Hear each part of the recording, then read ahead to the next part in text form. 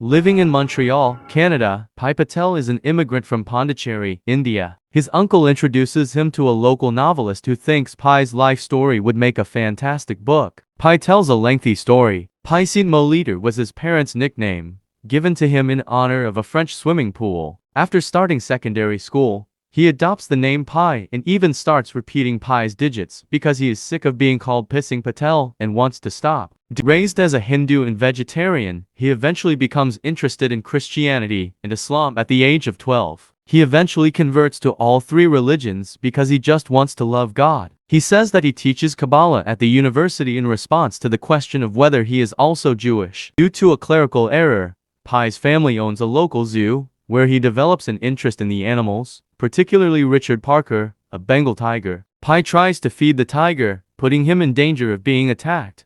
Pai's father, Santosh Patel, makes him watch the tiger kill a goat in order to teach him the truth about the tiger's carnivorous nature. To secure a bright future for his kids, Pai's father chooses at the age of 16 to close the zoo, relocate his family to Canada, and sell the animals. They reserve a spot on the Japanese freighter Simsum along with their animals. When Pai's father speaks rudely to Pai's mother, Jita Patel, on board the ship, he gets into a fight with the cook. While Pai is on deck admiring the storm one evening, the ship runs into a strong storm and starts to sink. He searches for his family but is thrown into a lifeboat by a crew member. From the choppy sea, he looks on helplessly as his family and crew perish and the ship sinks. Following the storm, Orange Juice, an orangutan who lost her young in the shipwreck, joins Pai in the lifeboat along with an injured zebra. The zebra is killed by a spotted hyena that appears from the tarp that covers half of the boat. In a fight, the hyena also fatally wounds the orangutan, much to Pai's dismay. Abruptly, Richard Parker appears beneath the tarp, dispatching and devouring the hyena. On the boat, Pai finds emergency supplies of food and water. In order to keep himself safe from the tiger, he constructs a small raft out of flotation devices. Pai trains the tiger Richard Parker to accept him in the boat after realizing, after several days at sea, that he can no longer survive on the small raft. He also understands that his survival depends on taking care of the tiger. Pai starts fishing and has some success after realizing that he needs to feed the tiger to keep himself safe. In addition, he gathers rainwater for them to consume. He once builds a board ladder so the tiger,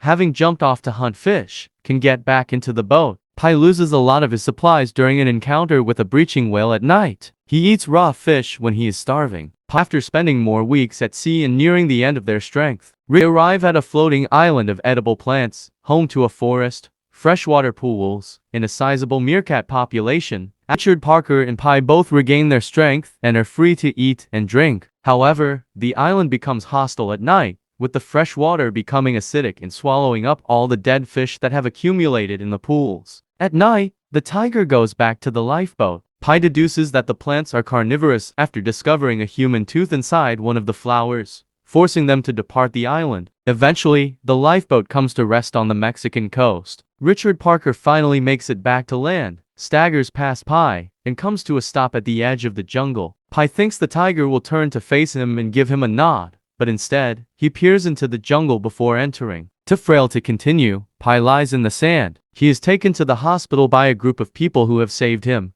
but he sobs because the tiger left him behind. Insurance representatives for the Japanese freighter visit him in the hospital to hear his version of events. They ask him to tell them what really happened because they don't believe his story, and they want to assure the credibility of their report. In response, he gives a less spectacular but thorough description of how he, his mother, a sailor with a broken leg, and the cook shared the lifeboat. In this tale, the sailor is killed by the cook in order to use him as food and bait. Later on, Pai's mother fights him to safety on a smaller raft, and when she falls overboard to the sharks, the cook stabs her. Afterwards, Pai comes back to kill the cook by grabbing the knife. The author observes similarities between the two tales. In the present, Richard Parker, the tiger, was Pai, the hyena was the cook, the zebra was the sailor, and the orangutan was Pai's mother. The writer tells Pai which story he likes best, citing the tiger story as the better story. Pai replies, "And so it is with God." Looking at a copy of the insurance report,